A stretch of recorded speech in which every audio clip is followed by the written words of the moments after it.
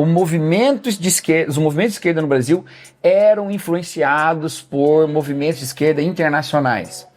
E isso é verdade. Isso é verdade. Claro. Havia, sim, diálogo de movimentos de esquerda, de partidos e de sindicatos e de movimentos mesmo revolucionários em relação com movimentos revolucionários em países comunistas, países da União Soviética, em várias linhas assim de conexão, né? Recentemente foi descoberto um documento sobre isso lá na República Tcheca, que era a Tchecoslováquia na época, nessa conexão entre movimentos de esquerda do Brasil e movimentos de esquerda lá. Correto, existia mesmo.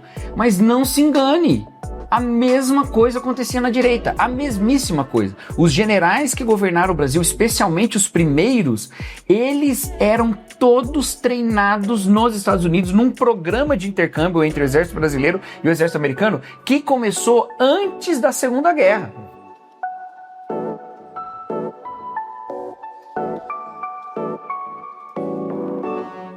Bem-vindos ao Fé Pública, o seu cantinho na internet para discutir temas relacionados com democracia, fé, teologia. Eu esqueci quais eram. E mais um monte de coisa. Mais um monte de coisa. É tudo isso e mais alguma coisa. A vida, o universo e tudo mais.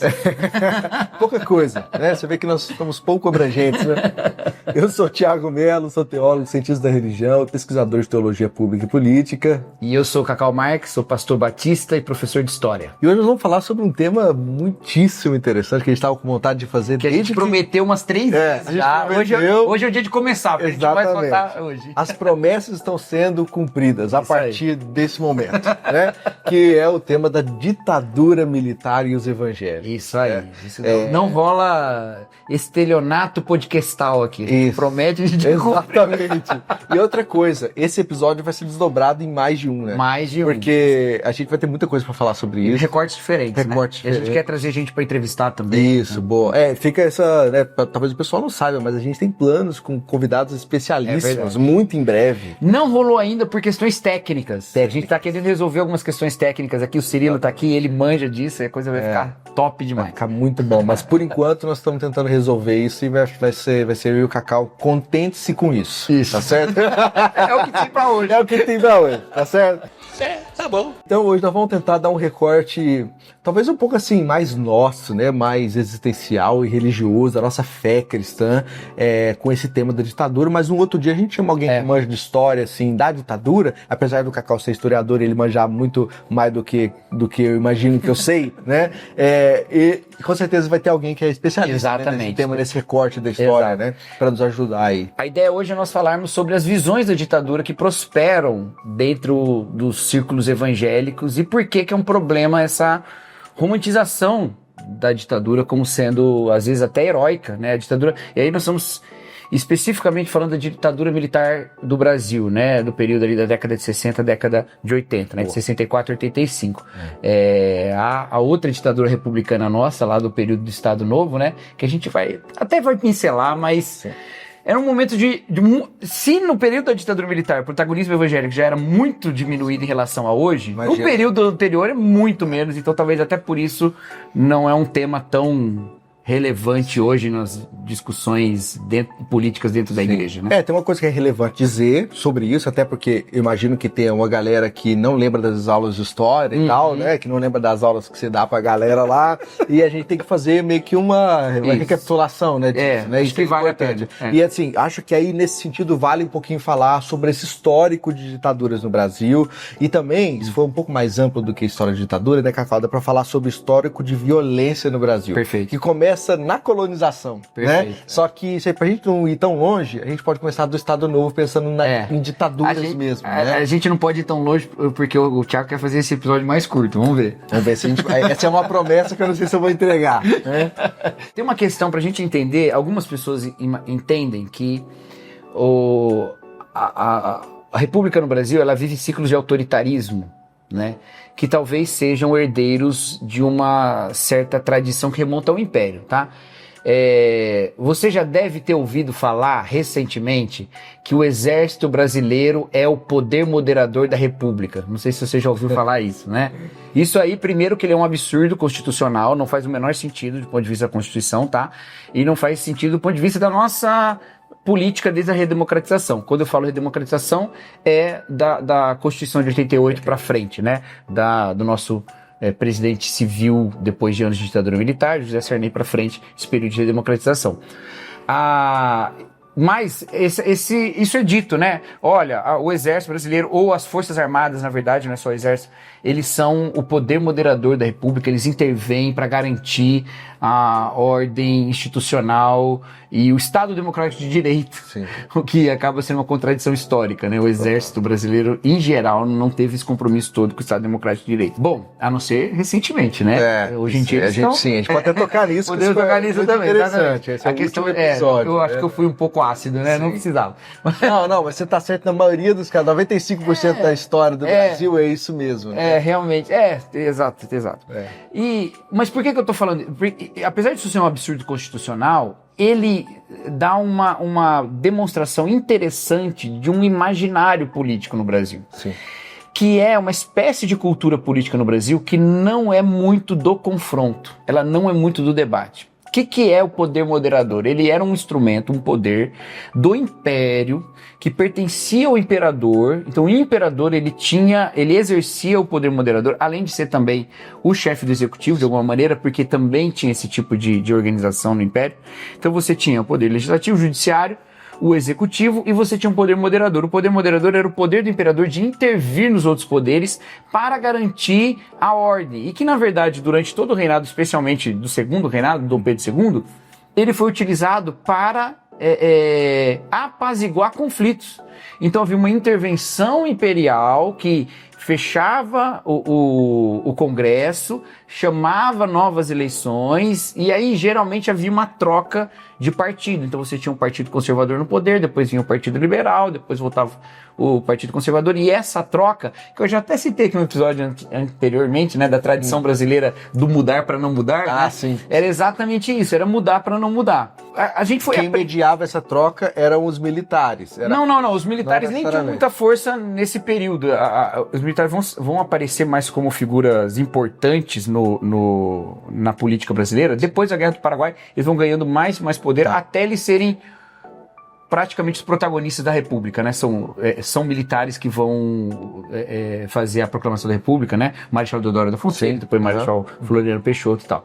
Então, aí, essa tradição do poder moderador, ela acostuma, de certa forma, a cultura brasileira de não ter o debate. Porque se a coisa começa a acalorar muito, a gente pega e resolve, para e troca aqui quem tá... Não, ficou muito tempo já brincando, deixa o seu amigo agora brincar. E aí troca quem tá brincando com o poder ali, né? E essas mudanças foram criando essa cultura. Quando acontece a República, por questões... é multifatorial o fim da monarquia, mas eles vão levar a várias crises do império que chegam à República. Essa figura desaparece. Na nossa Constituição republicana, você não tem mais o poder moderador, você tem só os três poderes da República, né? O Executivo, Legislativo e Judiciário. Mas essa tradição de uma democracia que não comporta o debate, ela continua no século XX. Sim, boa. Então você vai ter a República Velha, que vai tentar lidar com esses conflitos, partindo por uma visão das oligarquias locais, uma série de complicações. A crise econômica de 29 vai levar a uma questão lá da Revolução de 30, aquelas questões todas. E aí a gente tem uma intervenção, né, que é uma intervenção ditatorial do Estado Novo na década de 30, que vai resolver. Na verdade, você tem o Getúlio tomando poder sem ser eleito em 1930, depois você tem o golpe do Estado Novo em 37, estabelecendo a ditadura no Brasil, a ditadura do Estado Novo. Essa intervenção, ela não é uma ditadura militar, não são os militares que estão no poder, tá? Algumas pessoas confundem isso, mas não são os militares. O Getúlio Vargas era um presidente civil, apesar de ter tido serviço militar, mas ele não era necessariamente um militar, era o chefe das Forças Armadas como presidente da República, mas são os militares que vão lá no Washington Luiz, presidente, tiram ele do poder e falam, cara, acabou, não deu, agora é o Getúlio presidente que tinha perdido as eleições, né? Então, entra lá o Getúlio Vargas. Os militares fazem isso. Isso é importante dizer, porque assim, embora a ditadura do Estado Novo não seja uma ditadura militar, o poder militar ele sempre esteve presente. Não porque no como, final das contas, você precisa do poder militar para dar base de força, né? O que talvez na teoria política lá do tempo da modernidade, 16, 17, tal, eles chamariam do poder da espada, né? Poder da espada, o monopólio da violência, né? Isso, porque é a força que um Estado tem, embora o Estado talvez não seja a categoria melhor para esse sentido, mas no nosso sentido sim, né, moderno, que o Estado tem para poder assim, mover as coisas da sociedade. Exatamente. Né? É o último, poderes, né? o último recurso, né? Às vezes é o penúltimo, muito antes do último, mas idealmente o último recurso, né? Então, aí configura-se esse lugar, assim,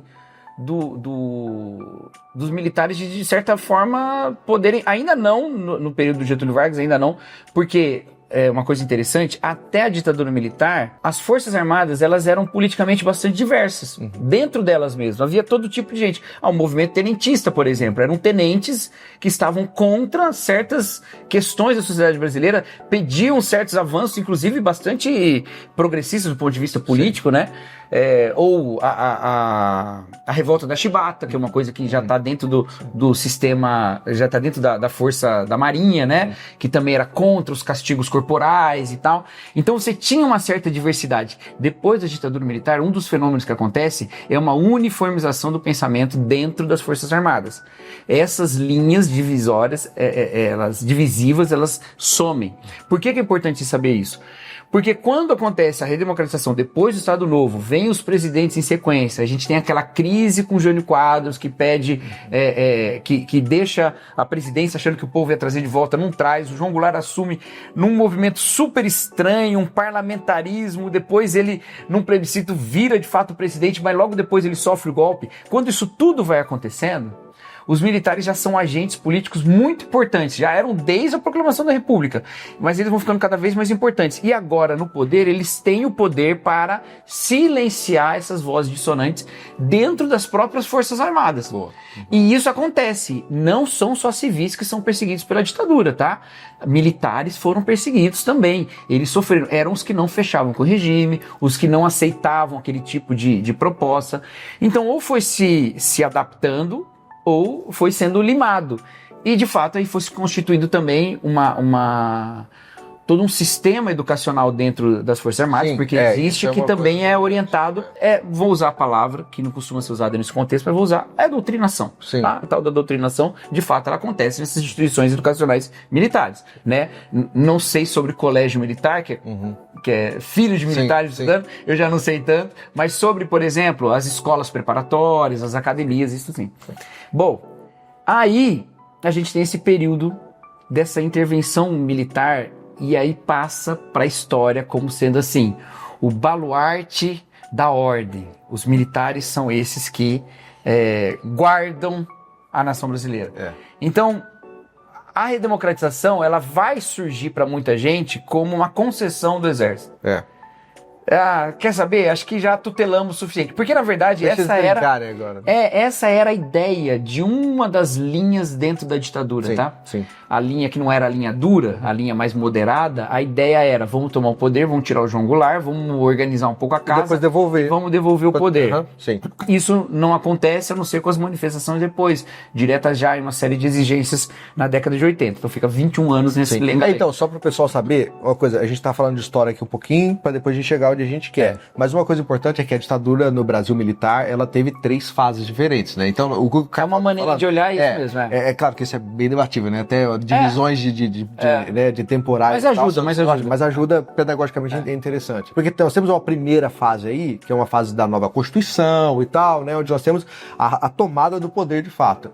Só que a coisa fica realmente complicada quando a gente tem, por exemplo, o AI-5, né? Que muda a ditadura para que depois foi chamado como anos de chumbo, né? Então, isso é 68. A partir de 68. Então, a partir de 68 a gente tem uma nova fase da ditadura. E aí depois, uma terceira fase é um arrefecimento da ditadura, onde tem uma abertura política, a possibilidade de, né, sei lá, um pouco mais de liberdade de expressão e tal, até chegar aos movimentos da direta já, e olha, aí sim, nós finalizamos aqui a ditadura em 85, se finaliza a ditadura e aí tem a possibilidade para democracia, né? Que aí, de fato, é um governo civil ainda não eleito, né? Sim. Quer dizer, eleito, mas não diretamente, né?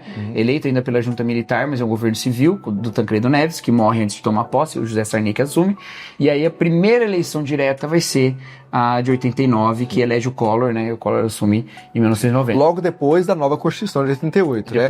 Então, tipo assim, é interessante essa linha, porque é importante ver como a ditadura também, ela foi ficando pior, mas depois, ainda que algumas pessoas possam dizer assim, não, mas olha, você vê que no final, depois que o Brasil ficou melhor, né? Que ele entrou na ordem e tal, agora tem a vez ali para os civis terem... E que não é verdade, inclusive, né? Tem exatamente, essa questão.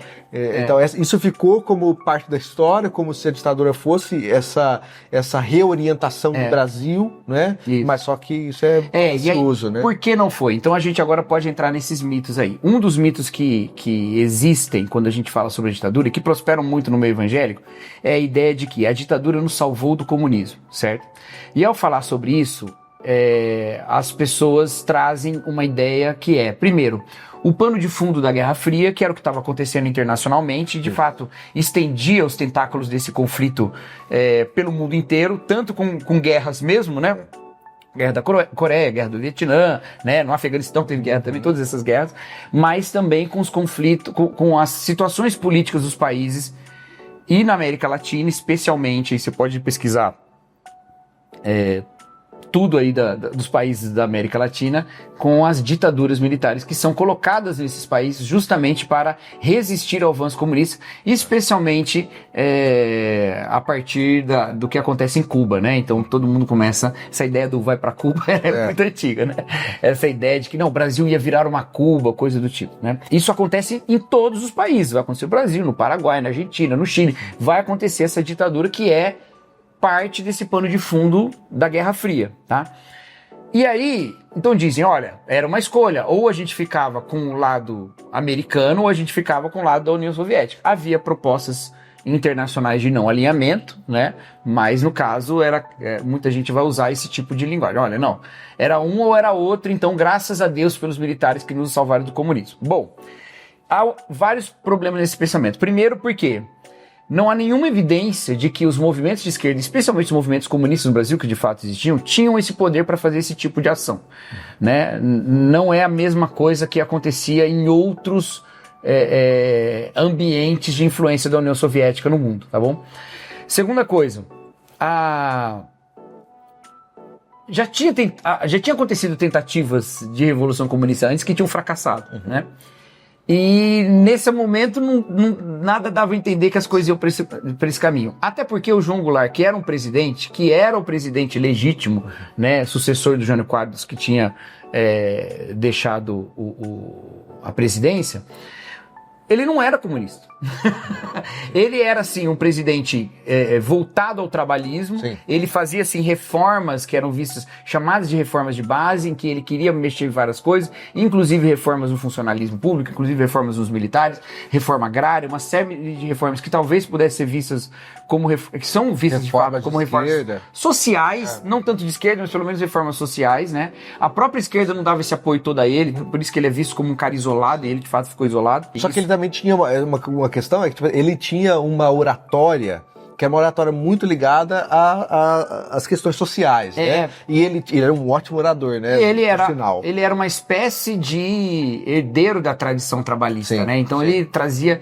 ele fazia comício com trabalhadores, ele tinha essa questão, né? Que é uma coisa que historicamente está ligada aos movimentos de esquerda. Desde o Marx lá fazendo, né? Tipo assim, então, sabe, campanhas com trabalhadores e tal, né? Só que a linguagem do trabalhador, ela não é necessariamente isso. Perfeito, mas essa é uma identificação que fazem, né? Assim, com facilidade. Porque quando você vê a ditadura do Estado Novo, que é uma ditadura anticomunista, ela vem a partir de um presidente que tinha muito muito diálogo com os trabalhadores, né? Que era o Getúlio, né? Então, assim, mas de fato, é fácil naquele momento olhar pra ele e falar, olha, tá vendo, comunista e tal. Não, mas isso, cara, é uma coisa que a gente vê hoje. É isso que eu tô dizendo, né? Tipo assim, hoje, se você fala alguma coisa que seja, sei lá, né? Vamos pensar aqui na desigualdade, gente. Vamos nos ligar aqui. Por que uma pessoa tem tanto, uma pessoa tem muito, né? Já é comunista. Bom, isso, exato. Então é a mesma coisa nesse sentido. Existe uma identificação, assim, de oratória com determinada ideologia, né? Embora isso não seja justo, né? Assim, mas é isso que acontece, né? Mas o principal ponto, porque essa ideia de que o Brasil poderia virar uma Cuba, ter uma revolução comunista é falso, é que você não pode justificar a suspensão da democracia para evitar a suspensão da democracia. A ideia do façamos a revolução antes que o povo a faça, ou façamos a ditadura antes que o povo a faça, entendeu? Essa questão, ela não se sustenta. Por quê? A própria legislação e a própria Constituição, eles precisam ter e têm artifícios para lidar com essas ameaças. Bom, nós estamos passando por um momento assim agora no Brasil, em que de maneira institucional e dentro da lei da Constituição e das leis depois acrescidas da Constituição, a gente está lidando com uma tentativa de suspensão do Estado Democrático de Direito e está seguindo o rito democrático, entende? Então, não faz sentido falar, vamos suspender, foi bom porque a gente não entrou numa ditadura comunista, como se a gente só tivesse essa escolha, ou uma ditadura ou outra. Agora, é importante a gente entender essa influência internacional, e isso também ajuda a explicar por que esse argumento não é um bom argumento, essa ideia de que, senão a gente ia virar uma Cuba. Veja, muitas pessoas falam assim, os movimentos de esquerda no Brasil eram influenciados por movimentos de esquerda internacionais, e isso é verdade. Isso é verdade. Claro. Havia, sim, diálogo de movimentos de esquerda, de partidos e de sindicatos e de movimentos mesmo revolucionários em relação com movimentos revolucionários em países comunistas, países da União Soviética, em várias linhas assim de conexão, né? Recentemente foi descoberto um documento sobre isso lá na República Tcheca, que era a Tchecoslováquia na época, nessa conexão entre movimentos de esquerda do Brasil e movimentos de esquerda lá. Correto, existia mesmo.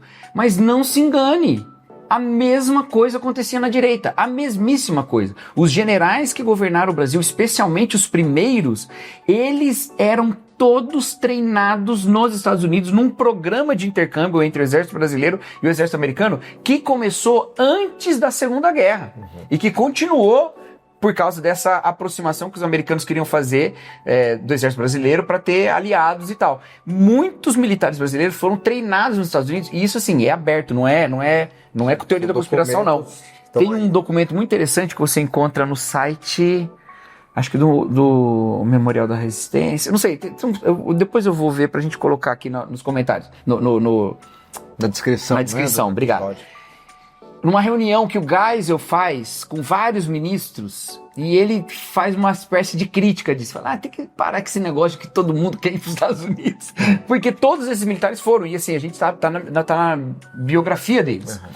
Então, é um jogo de sedução. Sim, a União Soviética queria seduzir a parte da população brasileira a ser aliada deles. Mas os americanos faziam a mesma coisa com o exército brasileiro. Então farinha do mesmo saco? Não, porque só um deu golpe. O golpe veio da direita, o golpe veio do exército. Então a gente não pode abrir mão da realidade para ficar temendo a utopia, para ficar temendo o que poderia ter sido. O que deveria ter sido, a gente pode pensar, deveria ter sido o quê? A ordem democrática, institucional e legal deveria ter sido colocado para punir qualquer um que quisesse suspender a democracia. Mas isso não aconteceu. O que aconteceu foi uma suspensão da democracia, e isso de maneira nenhuma pode ser elogiável. Isso tem que ser criticável e tem que ser condenado, certo? Uma outra coisa que dizem olha, sim, a ditadura foi dura, uma coisa estranha, né? A ditadura foi dura, né? A ditadura foi dura, ela foi cruel, ela foi violenta, mas, primeiro, só sofreu quem merecia. Os meus pais, o meu avô, eu, pessoas de bem estavam de boa, só quem merecia é que sofreu. Gente, primeiro que não é assim, tá? A gente, quando fala da violência da ditadura, a gente pensa muito na violência contra adversários políticos, de uma espécie de guerra política. isso já é um problema, eu já falo sobre isso daqui a pouco. Mas tem outros tipos de violência acontecendo. Tem as violências, por exemplo, para as questões das populações indígenas. Boa. Uma vez que você não tem imprensa livre que pode cobrir as coisas e dizer o que acontece, você acaba tendo um espaço de névoa que cobre os atos que são atos violentos e injustos de um governo que não é denunciado nunca. Então a gente sabe hoje do quanto dizimado foram as populações indígenas nessa época. Além disso, as populações periféricas nas grandes cidades do Brasil sofreram muito nessa época da ditadura. E justamente porque não tem quem fale por eles e não tem como se defender. Então havia intervenções. Se no nosso tempo, que tem câmera em todo lugar, já há, imagina naquela época. E abrindo parênteses, você pode até falar assim, como alguns falam, mas nessa época tinha segurança no Brasil, tá? Você não se esqueça que o Comando Vermelho surgiu no período da ditadura, tá bom? Surgiu nessa época e foi se desenvolvendo nessa época. Então, não tem essa questão de que, não, porque eles eram excelentes para segurança pública. Também não eram. Tem essa também. Então, até nisso é um fracasso, tá? Mas voltando na questão da violência, tem a violência também contra os adversários políticos. E nem todos os adversários políticos eram de fato adversários políticos. Sim.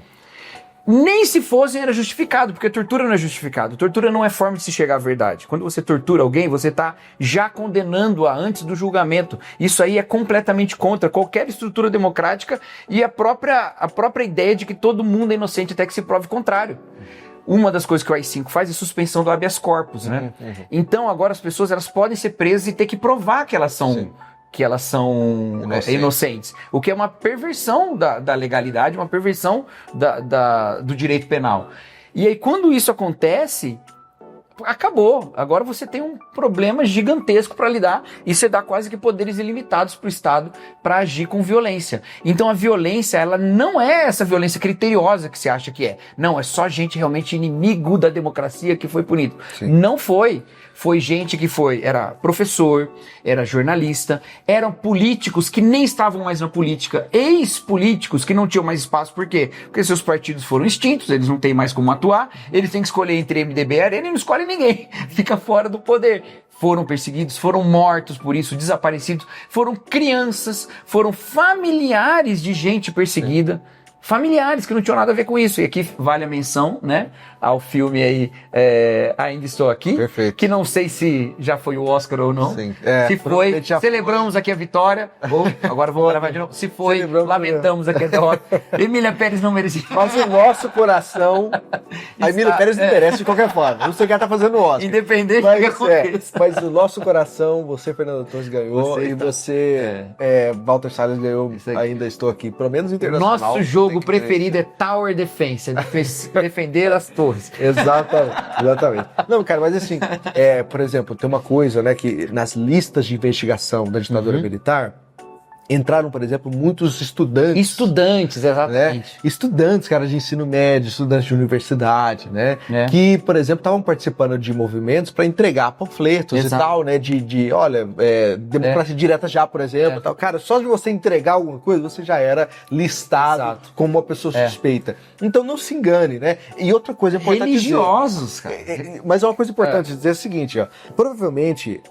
As pessoas que são da sua família, os seus avós, né, e tal, que lembram dessa época, falam assim, não aconteceu nada comigo. Eu não fui torturado, não conheço ninguém que desapareceu e tal, né? E aí você fala assim, tá vendo? Então não aconteceu nada, né? Não foi uma ditadura, foi uma dita branda, né? Como alguns falam. O que é uma questão horripilante, né? Mas, até em termos sonoros. Até exato, todos os sentidos, né? Até o sentido estético é ruim, né? Mas é importante dizer assim, que nem todo mundo que está vivendo uma coisa, ela entende o tempo que ela está vivendo. Exato. A gente passa por isso. Exato. Né? Hoje mesmo é difícil de nós discernirmos assim, sabe? O que é aceitável, o que ultrapassa o limite do aceitável. Exato. E agora, numa época em que nem aquela, que, por exemplo, nós não temos um letramento político, né, na segunda metade do século XX, isso é uma coisa que foi crescendo, né, sobretudo na redemocratização, onde era necessário mostrar para a população que você precisa participar ativamente da política brasileira. Outra coisa importante é que a maioria do Brasil era analfabeto, né? Esse analfabetismo no Brasil era imenso, né? Então... Acho que não chegava a ser a maioria, era? Não era a maioria, né? Não tenho certeza. Não me lembro. Não, então, eu acho que fosse Eu acho que até metade do século XX era a maioria, né? Mas é uma coisa assim. Então ultrapassa, chega ali perto, né? Mas é que a ditadura também durou tantos anos, é difícil, né, mensurar a quantidade, né, ali. Exato. Mas uma boa parcela da população, principalmente a população mais pobre, era analfabeta. Então como é que você tem, assim, qualquer tipo de consciência política, sendo que você não sabe ler, por exemplo, um jornal, você não sabe ter acesso a notícias básicas e tal, então tudo isso conta, né? Nem todo mundo que participa de um momento político discerne ele da maneira né, mais correta possível. E com isso a gente não quer dizer que a gente discerne melhor porque estamos distantes dos tempos, não é essa a questão, né? Não é que a distância dá um privilégio de conhecimento, ela dá uma perspectiva diferente, ela dá certos acessos que os poderes presentes podem impedir, caminhos que são atravancados e que depois se abrem, tá bom? Por uma série de razões, tem razões até legais, até de outros países. Bom, não tem muitos anos atrás, foi descoberto um memorando da CIA, de um representante da CIA que estava no Brasil, que ele comunica sobre uma reunião, ele comunica a CIA nos Estados Unidos, ele comunica sobre uma reunião que aconteceu no Brasil entre, curiosamente, estava nessa reunião 2 presidentes da era militar, mas um que estava assumindo e outro que assumiria em seguida, que era o Geisel e o Figueiredo.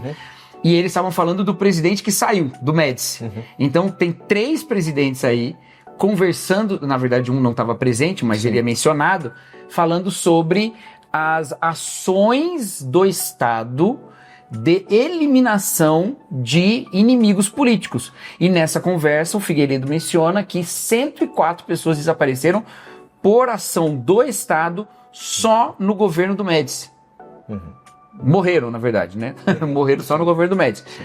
E ele tá falando pro Geisel que aquilo tem que continuar, e o Geisel tá entrando, e o Figueiredo seria o próximo. Então, 3 presidentes do Brasil do período militar que sabiam do que estava acontecendo. E por que que esse nosso momento agora nos dá essa vantagem? Porque, pela lei americana, esses arquivos precisam ser abertos. Então, a gente tem acesso a algumas coisas e uma delas é essa que vem à tona. Outras questões da ditadura vieram à tona também desse período. A contribuição americana, ela é muito, muito conhecida, tá? Ela não é teoria da conspiração também, ela é muito conhecida, né? Ela poderia ter sido mais direta, poderia ter sido com apoio militar mesmo, mas não foi. Até pelo apego ao nacionalismo que os militares tinham, né? A questão também da soberania e tal. Também. Existia também uma questão, tipo, colabore com a gente, mas não ultrapasse o nosso poder. Não, então, mas também não precisou porque a política brasileira era muito subserviente à americana. Sim. E as Forças Armadas do Brasil, apesar de no período do governo de João Goulart ela não tinha essa unidade que ela tem hoje. Sim. O João Goulart tinha muitos militares que estavam com ele, sim.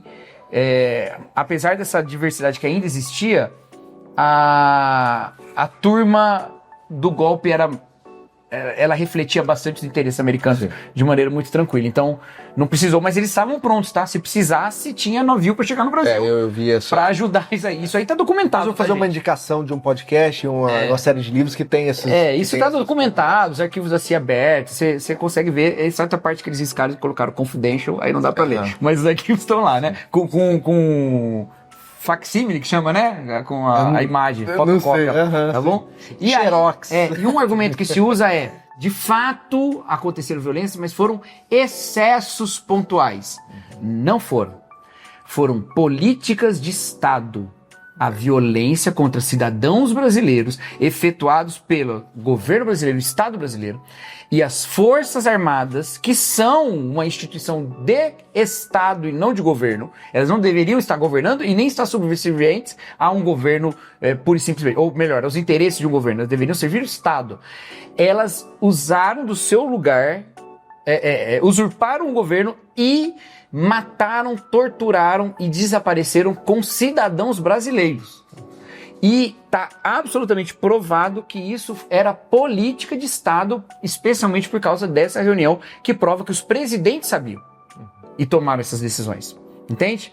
Então, sendo dessa maneira, não dá para falar que a gente tem um governo que evitou um mal maior. Não, nós tivemos um governo que efetivamente atuou utilizando-se da violência contra cidadãos do seu país como política de Estado. E aí a gente chega num ponto que não tem como cristão dizer que isso está certo.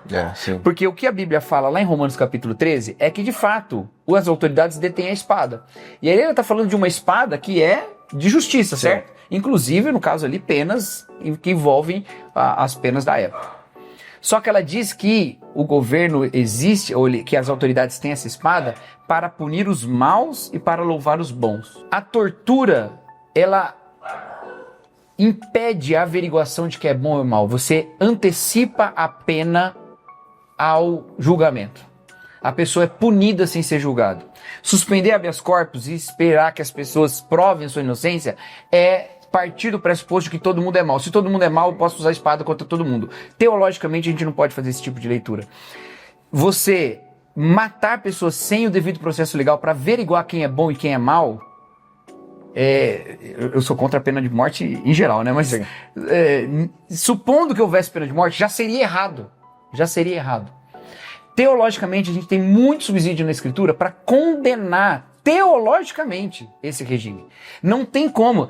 O pessoal está muito tranquilo em dizer não tem como ser cristão e ser nazista. Concordo plenamente. Não tem como ser cristão e ser fascista. Concordo plenamente. Não tem como ser cristão e dizer que a ditadura foi uma obra de Deus. Não foi. Que Deus estava fazendo justiça através dela. Não estava. Não estava. Nós temos um Estado naquele período que efetivamente decidia matar as pessoas como política. Isso aí é impossível você acreditar que isso aí faz parte da doutrina bíblica. Não faz, de maneira nenhuma. Olha, então, eu acho que eu destacaria aqui 2 fatores que, digamos assim, eles foram associados ou eles foram capturados pelos evangélicos de hoje e que fazem parte dessa mentalidade ou esses fantasmas assim que estão populando a imaginação do Brasil, né?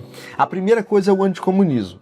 Certo. E por que é importante dizer isso? Porque, assim, mesmo antes da ditadura militar, na ditadura do Estado Novo, um dos principais motivos, se não o principal motivo, é o anticomunismo. Na verdade, foi o estopim, porque o suposto plano Cohen, né, que inclusive o elaborador do plano Cohen participa da ditadura militar também, do golpe, ele era um plano falso, tá? Só para pôr aqui perspectiva, o plano Cohen era um falso plano de dar um golpe comunista no Brasil, que foi redigido por um integralista, que era uma visão, né, nacionalista da época, redigiu o plano Cohen e aí foi divulgado como, tá vendo, descobriram um plano para tomar o poder dos comunistas e tal, pôs medo em toda a população. Isso foi uma justificativa para a instauração da ditadura do Estado Novo, né? O comunista está chegando, vamos fazer uma ditadura para impedir o comunismo, né? Então também foi anticomunismo na época do Getúlio. E uma coisa legal, assim, da gente perceber, legal assim, não é legal, né, Ruivo, né? Mas uma coisa interessante da gente perceber é que essa coisa anticomunista, ela também estava rondando a imaginação católica no século XX, desde o início do século XX. Tem um professor da PUC Minas, Rodrigo Coupe Caldeira, que ele trabalha, enfim, ele é um historiador também, mas cientista da religião, pesquisador em religião, que faz uma pesquisa sobre a influência católica na mentalidade do Brasil contemporâneo, né? Calvino aqui, ó. Calvino é anticatólico, gente. O nome dele é Calvino. Por isso que exatamente. Desculpa, ele é meu católico. Então, lá ele já mostra, por exemplo, que algumas das pautas morais e políticas do que a gente debate hoje, como a questão anticomunista ou o conservadorismo mais moralista no sentido dos costumes, eles são heranças não evangélicas, mas católicas. Exatamente. Né? Então, bom, vou entrar numa seara difícil aqui, né? Mas até pouco tempo atrás, o tema do aborto era inexistente nas igrejas evangélicas. Era só uma questão do catolicismo. Sim. Isso era de presente há muito tempo. Essa é uma questão que papas já debatiam há um tempo atrás. Né? Então, isso só para dizer assim, que nós temos alguns elementos que fazem parte da imaginação evangélica hoje, mas que são, assim, elementos emprestados de outros lugares. Um é o elemento político, é o anticomunismo, né? Ou também da Igreja Católica. E o segundo é, cara, uma questão da violência, de como a violência ela é justificada, né? Porque você diz assim que a justiça de Deus está sendo feita. Isso é uma coisa normal, quando a gente vê, por exemplo, até questões mais recentes, assim, né, sei lá, Israel e o Hamas, né? Quantas pessoas falam assim, olha Deus usando, né, o Israel para, de alguma forma, limpar esses terroristas e tal. Complicado, né? Então nós temos assim, várias dessas enfim, teologias informais assim, sendo feitas para, de alguma forma, justificar aquilo que a gente não gosta, né? Então nós temos alguns elementos assim, que fazem parte desse imaginário que são muito complicados, né? Mas que, assim, eles são altamente contrários à fé cristã, sabe? Eles são altamente contrários e é meio difícil, cara, até de reunir argumentos, assim, sabe? Porque é um absurdo mesmo, sabe? Quando a gente pensa a atuação cristã nesse período, ela traz uns problemas, do ponto de vista assim, da teologia que se faz nessa época. De novo, né, os evangélicos não tinham a relevância política que tem hoje, mas já tinham nessa época uma série de instrumentos de divulgação, de periódicos e tal, uma série de coisas, então as opiniões apareciam lá. Mas o catolicismo é um fenômeno muito interessante, porque a Igreja Católica, no período da ditadura, ela tem, por um lado, todo o movimento que vai fomentar esse conservadorismo político, tá? Não é só um conservadorismo de costumes, mas é um conservadorismo que desdobra-se em política, em uma política chamada de anticomunista. Então, por exemplo, a Marcha com Deus e Família, pela Liberdade e tal, né? Que é um movimento que parte de uma visão católica, certo? Não foi promovida pelos evangélicos, foi promovida pelos católicos e que tem essa visão de um conservadorismo moral junto com expurgar ameaças políticas que não fechem com o lado americano da Guerra Fria. Não é com esse tipo não era tão explícito dessa maneira, mas é isso, né? Ou movimentos anti mesmo comunistas ou anti-movimentos sociais e tal, que acontecem com esse viés católico, aparecem dentro da Igreja Católica no Brasil. Assim como internacionalmente, é o período também de combate à teologia da libertação, né? E uma série de questões que tem esses problemas também. Mas também existe a resistência católica no Brasil. Tem um filme interessante, inclusive, eu não gostei tanto assim, como filme, mas como história é muito interessante, que é o Batismo de Sangue, com Caio Blá, é do... Batismo de Sangue. O diretor esqueci o nome do diretor. Elvésio Raton, eu acho que é o nome. Que é sobre os padres, né? Frei Beto, essa galera, Helder Câmara, né? Eu não lembro se o Helder Câmara aparece nesse filme, talvez sim. Mas essa galera... Não, mas a galera que foi perseguida e torturada mesmo, né? Tal. Então, é interessante, né? E ver-se ali um pouco a questão do catolicismo, porque ele tem esses elementos um pouco mais organizados de resistência. Existiu coisa parecida entre os evangélicos, mas a gente vai falar num outro episódio, não vai ser nesse, né? Mas tem essa questão conflituosa aí. Então, quando a gente fala assim, vai muito contra a fé cristã, não é a gente que está dizendo, já havia esse tipo... Por quê? É contra a fé cristã, então por que a igreja não se posicionou? Ela se posicionou sim. O problema é que a proximidade do poder dá instrumentos, muitas vezes, de coisas que a gente vê acontecendo em nível denominacional, tomarem proporções políticas, inclusive penais. E aí isso complica demais, porque é um eterno jogo de sedução, de aproximação e afastamento. Política traz a religião para perto quando interessa e afasta quando não interessa. E toda vez a gente cai nessa história. Toda vez a gente é patinho nessa história. Cara, exatamente. Bom, então, assim, pra gente ir caminhando pro final, acho que seria só, talvez, bom pra quem tá nos ouvindo, de pensar, tá bom, mas o que eu faço com isso, né? E assim, nesse tempo que a gente tá vivendo hoje, até com a questão do filme da Ainda Estou Aqui, que nos leva a pensar nesse momento do histórico do Brasil, nos leva a pensar em todo o sofrimento que a ditadura causou, nos leva a questionar, por exemplo, os argumentos que o Cacau mostrou aqui, né? Por que esse pessoal ainda traz esses argumentos? Será que eles não estão convencidos e tal, né? Vou falar um negocinho. Claro, fica à vontade. Esqueci. Quando você falou da ditadura branda, eu ia falar, esqueci. Quem falou que a ditadura foi uma ditadura foram os próprios militares, tá? Então, temos o áudio da reunião do AI-5, tá bom? 68. Algumas pessoas dizem que a ditadura mesmo começou em 68, 64 foi uma outra coisa, uma intervenção, não sei o que lá e tal. é uma posição muito ruim de se defender, mas eu não vou argumentar aqui não. Vamos combinar então que de 68 pra frente todo mundo concorda. Vamos daí pra frente. Se você pode procurar no YouTube, tem lá o áudio da reunião inteira. Você vai ouvir os militares reunidos lá. Só um foi contra, que era o vice-presidente na época. Ele foi o único contra a promulgação do AI-5. Todos os outros foram favoráveis. E nesse momento, um deles fala... eu concordo com o vice-presidente, porque o vice-presidente falou, gente, se a gente fizer isso, a gente vai entrar numa ditadura.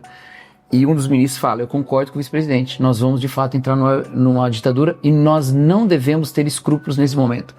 A gente deve, de fato, assumir isso e assumir essa ditadura mesmo. Entendeu? Então é um linguajar dos próprios militares no poder na época. Isso não foi uma questão... Tá? Você que fala, não houve ditadura no Brasil, desculpa, você está discordando de todo mundo. Inclusive dos militares, exatamente. Mas assim, então com essas discussões todas que a gente está fazendo hoje, e que o filme está fazendo, ou que várias outras produções que estão saindo sobre a ditadura, né?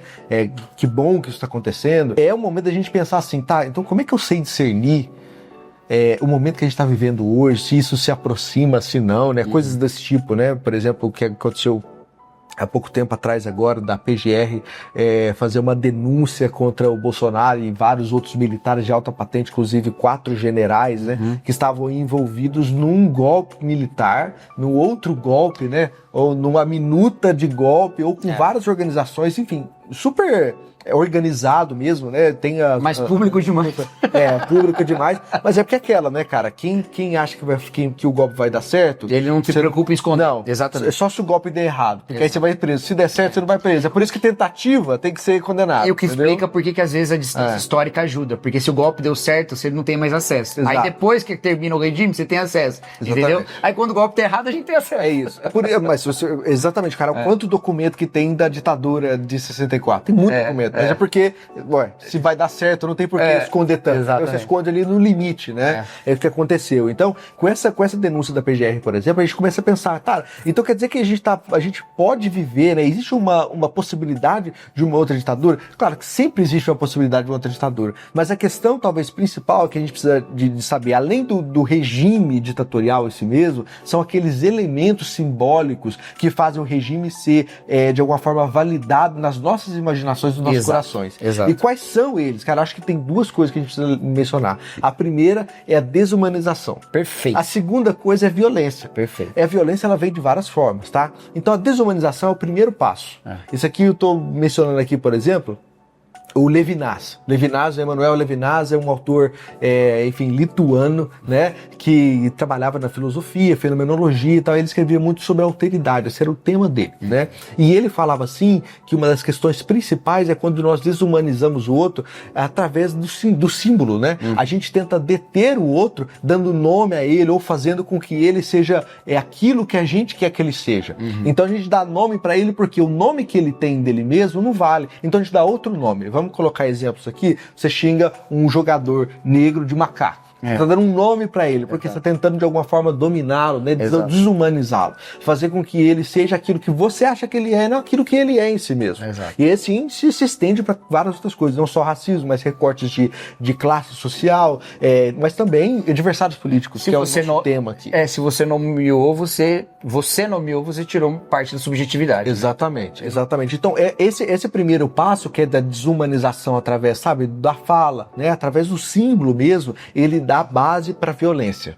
É como se fosse o passo 1 para o passo 2. Então, o passo 2, quando acontece uma violência, o Cacau acabou de me falar, por exemplo, que o Marcelo Rubens Paiva, né, que é o autor do livro que deu origem ao filme Ainda Estou Aqui, foi agredido agora no carnaval, né? Um homem de mais de 60 anos e cadeirante. Que foi agredido andando assim na rua, num carnaval, né? E foi agredido de graça, certo? Sem nenhuma motivação. Justamente porque ele é considerado por alguns como um adversário político, justamente por ele ser filho do Rubens Paiva, que foi desaparecido, morto na ditadura. Então, pra vocês terem uma ideia de como uma coisa leva a outra, certo? Primeiro você faz um sinal nazista e depois você faz a violência não só simbólica, mas física, né? Primeiro você atribui os imigrantes ao tráfico de drogas. Isso. Depois você tá batendo, expulsando o imigrante. Primeiro você fala que o imigrante vai roubar o seu trabalho. Aí depois você algema ele, leva ele para qualquer outro lugar e bate nele no avião, como aconteceu com o pessoal chegando aqui no estado brasileiro, em território brasileiro, sendo agredido, né, dentro dos aviões da FAB. Então, assim, vocês terem uma ideia de como essas coisas acontecem no nosso mundo de hoje, e que talvez quando a gente olhe para trás e fale assim, como é que as pessoas deixaram isso acontecer? Como é que as pessoas não percebiam? Cara, talvez elas perceberam, só que existem alguns demarcadores que, se a gente não se atentar hoje, isso vai se tornar, assim, viável, um novo regime ditatorial, ou mesmo ações pontuais, né, de violência, que não fazem parte do imaginário ou daqueles que seguem a Jesus Cristo. Todos aqueles que leem o Sermão do Monte, ele tem a consciência de que, ainda que haja um inimigo, embora seja difícil para nós dizer que haja inimigos, quem são os inimigos do cristão? São aqueles que não são cristãos? Isso é um equívoco. Mas ainda se ainda houver um inimigo, o que eu tenho que fazer diante dele? Eu preciso orar por ele, eu preciso abençoá-lo, eu preciso dar a capa para ele, eu preciso emprestar dinheiro para ele, eu preciso cuidar dele. Se ele for um desgraçado que faz todo mal para mim, eu ainda tenho que cuidar dele, tirar ele do meio da estrada e dar tudo que ele precisa, ainda mais, entendeu? Então é assim que funciona a fé cristã, ela tem uma outra lógica. Então a desumanização e a violência, acho que são coisas pra gente prestar atenção, que estão aí, né, cara? E no caso da fé cristã, a desumanização, ela ganha um contorno simbólico, espiritual, que é a demonização. Né? Então, não é só que ele é desumanizado, mas é atribuído a ele uma certa oposição a Deus mesmo, e a pessoa é demonizada. E quando a pessoa é demonizada, a gente perverte uma coisa que o apóstolo Paulo fala. Ele diz, a nossa guerra não é contra carne nem sangue, mas contra principados e potestades em regiões celestiais. Ou seja, ele diz, gente, a gente não está brigando com gente, a gente está brigando com os espíritos que submetem as pessoas à escravidão. Aí a gente pega e fala, as pessoas são as potestades, e a gente combate as pessoas. E aí a gente guerreia a carne e sangue. É muito curioso, eu acho que esse é um fenômeno muito engraçado no Brasil. Que na década de 90, um período de redemocratização do Brasil e uma certa euforia democrática no Brasil, né?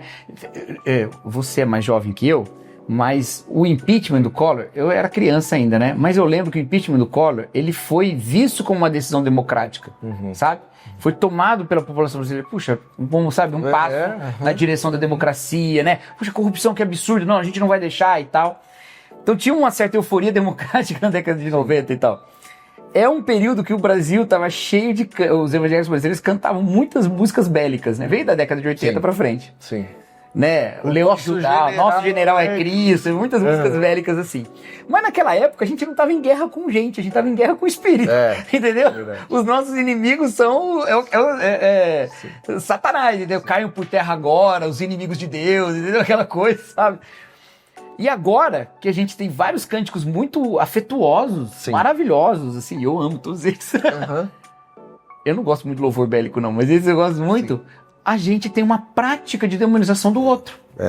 Eu tava vendo hoje um vídeo lá, eu vou fugir um pouquinho do tema aqui, vocês têm paciência. Tava vendo hoje um vídeo de uma mulher praticante de uma outra religião reclamando que ela tava num ambiente com evangélicos, e os evangélicos chegaram lá e eles estavam querendo fazer alguma coisa lá, e ela ia fazer alguma coisa lá também. Então eles foram conversar para tentar estabelecer ali um diálogo, para cada um respeitar o seu espaço e tal, e naquele momento os evangélicos começaram a cantar e, sabe, para impedir qualquer outra coisa acontecesse lá. E aí um detalhe que ela não destaca, pelo menos na parte do vídeo que eu vi, ela não destaca, mas eu prestei atenção, que o cântico que eles cantavam falavam do amor de Deus. Peraí, tem um problema aí. Como você acha que você está sendo um representante do amor de Deus se você está fazendo esse tipo de conflito? Entende? Então, tem esse tipo de contradição que a gente está vivendo justamente porque a gente não percebe essas questões. A gente está muito tranquilo em objetificar o outro, desumanizar o outro e demonizar o outro. E aí a gente parte para a violência. E, gente, não se engane. Você pode falar e você estará certo e dizer assim, pô, mas não tem evangélico saindo batendo aí a torta direita. Isso é uma realidade bastante circunscrita no Brasil, que acontece em algumas situações, mas não é geral. Na sua igreja não tem ninguém batendo em ninguém, na minha igreja não tem. As coisas não estão acontecendo dessa maneira em todos os lugares. Mas é um início. Não é o início necessariamente, as coisas podem ir por outros caminhos, mas é um início. Então a gente não pode caminhar por esse caminho, porque já é um caminho que Deus não quer que a gente faça. Porque no próprio Sermão do Monte, o Senhor Jesus Cristo falou que não é só a violência física, não é só o matar, é já o odiar no coração. Já parte daí, e a gente é réu de homicídio dessa maneira. Imagina sustentar, acreditar que um regime político que de fato matou, não só odiou no coração, é vontade de Deus. Não tem como, gente. Não tem como. A gente não pode ir por esse caminho. A gente precisa condenar esse tipo de pensamento. E a gente pode fazer um episódio, fica mais uma promessa que a gente não sabe se vai cumprir. Vai cumprir porque a gente cumpre todas. Então é isso. Nós vamos cumprir, que é de falar de guerra cultural. Guerra cultural. Tem que ter, né? Não tem que ter. É uma atualização da coisa da ditadura. Exatamente. Mas acho que é isso, né, cara? Vamos recomendar? Vamos. Tem que ser rápido aí, porque a gente já estourou o tempo que você prometeu. Ó, essa foi a promessa que a gente não cumpriu. Essa a gente não cumpriu, desculpa, tá? Então tá, vamos fazer a sua indicação primeiro. Começar, eu quero recomendar um livro que não é exatamente sobre ditadura, mas vai tocar esse assunto, de um evangélico que inclusive teve suas questões aí também, né? Eu quero recomendar um livro que o título original dele é Protestantismo e Repressão, que é do Rubem Alves. Falaremos dele no próximo episódio sobre ditadura. Falaremos, isso. Então, mas eu quero... Mas ele mudou de nome, tá? Sabia disso? Sim. Você é mais inteirado do que eu nesse assunto. Eu achei que ia trazer uma novidade, né? Isso eu sei. Ele agora chama Religião e Repressão, tá bom? É bom falar os dois nomes, porque às vezes você tem acesso a alguma biblioteca teológica, tá? E não vai achar. Que é mais uma versão e vai estar a versão mais antiga, tá? Protestantismo e Repressão ou Religião e Repressão. Um livro muito legal que explica algumas das nossas tendências autoritárias como protestantes, né? Então vale a pena ir atrás disso. E quero recomendar, não poderia falar de ditadura sem recomendar, quero recomendar as músicas do Chico Buarque. Perfeito. Ouça as músicas todas, não ouça só as que falam de ditadura não, ouça todas. Fala mais um livro. Ótimo. Então, mais um livro, vai.